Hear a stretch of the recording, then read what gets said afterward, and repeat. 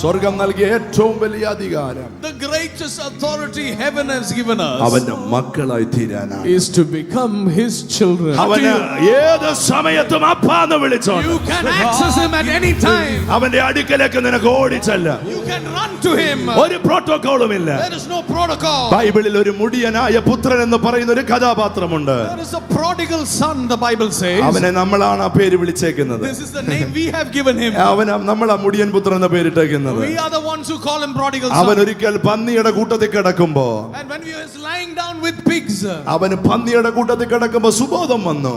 he came to his senses.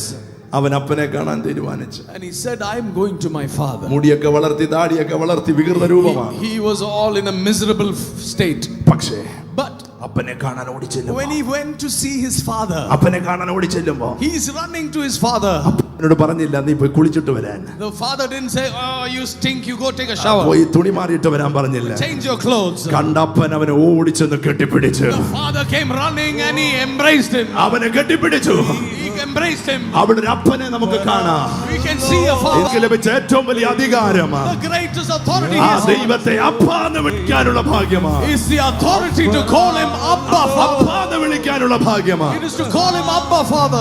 അവനെ കാണുന്നതിന് പ്രോട്ടോകോളുകളില്ല. There is no protocol. വ്യവസ്ഥകളില്ല. There is no conditions. ഏത് അവസ്ഥയിലും നിനക്ക് അവനെ അപ്പാന്ന് വിളിക്കാം. You can come to him in any condition of your life. രണ്ട് കൈയും ഉയർത്തി അപ്പാന്ന് വിളിക്കാൻ പറ്റുമെങ്കിൽ വിളിച്ചേ.